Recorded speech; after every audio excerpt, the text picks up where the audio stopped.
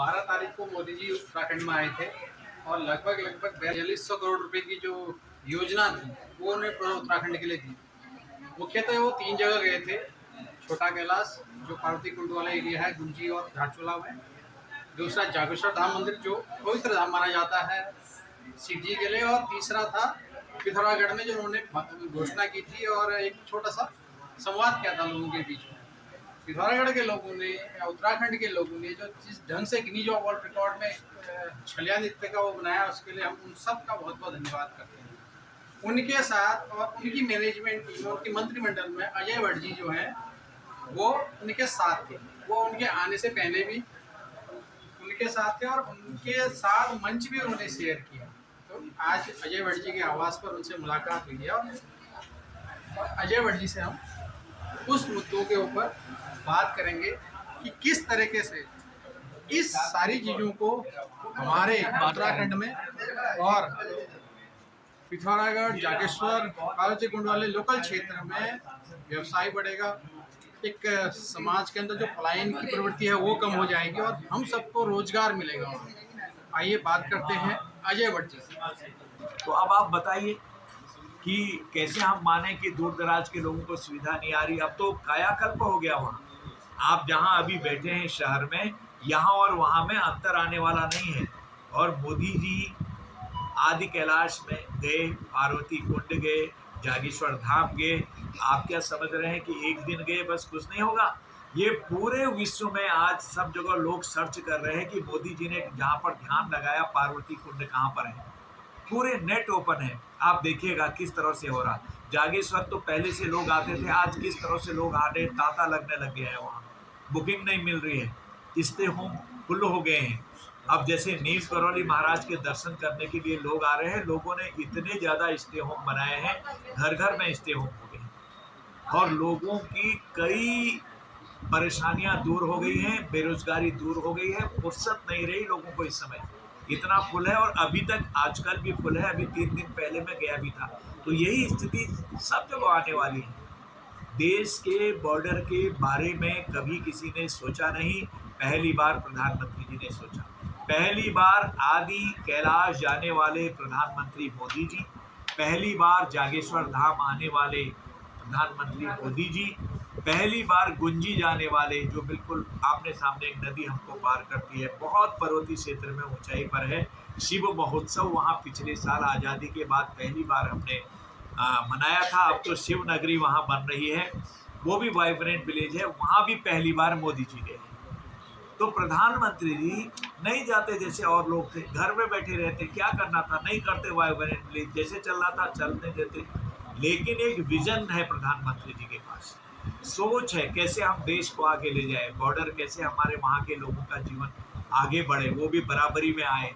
इस बार 15 अगस्त को सारे वाइब्रेंट विलेजेस के लोग, बॉर्डर इलाके के लोगों को अपने वहाँ हमने जगह दी और उनको मंच दिया, मंच पर बैठा ले। कई लोगों से मैंने पूछा कैसा लगा, उन्होंने कहा हमें पता ही नहीं था कि 15 अगस्त ऐसे भी होता है।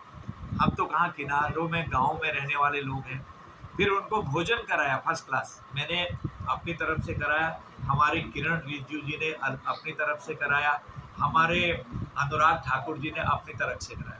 3 दिन रहे, तीनों दिन हम लोगों ने अपने अपनी तरह से लोगों को अपने अपने वहाँ दावत दी। तब उनको लगा कि हमारे लिए तो, उनके लिए तो तीसरी दुनिया थी। कई लोगों ने तो दिल्ली देखा ही नहीं था, नीचे उतरे ही नहीं थे अपने गाँव से। तो ये आज प्रधानमंत्री जी का जो विजन है कि हम जो बॉर्डर इलाके हैं, जो पिछड़े इलाके हैं, जो विकास में पिछड़े इलाके हैं, जो हमारे बिल्कुल एक किस्म से जिनको कहते हैं ट्राइबल्स इलाके, ट्राइबल्स हैं, उनको एक करने के लिए, सबको बराबरी में लाने के लिए जो अभियान चल रहा है वो तेज़ी से आगे बढ़ रहा है। वाइब्रेंट विलेज उसी का एक नमूना है। अभी तो हमने सिर्फ यहाँ पर 19 ज़िले लिए हैं। ये बिल्कुल उत्तराखंड से लगावट जितनी है, नॉर्थ ईस्ट से लेकर अपने सारे मिलाकर, और 46 ब्लॉक हैं और 2967 गांव इस समय इसमें लिए हैं, जिसमें से अभी हमने 662 गांव ही इस समय पहले फेज में लिए हैं, जिनके लिए बजट भी दे दिया है। 2025 तक हम अपने पूरे के पूरे 2967 गांवों को वाइब्रेंट विलेज की सुविधा देने वाले हैं। जो मैंने अभी बोला है, कायाकल्प हो जाएगा। पर्यटक यहाँ नहीं, फिर स्वच्छ वादियों में, स्वच्छ ऑक्सीजन में ऊपर चढ़ेगा।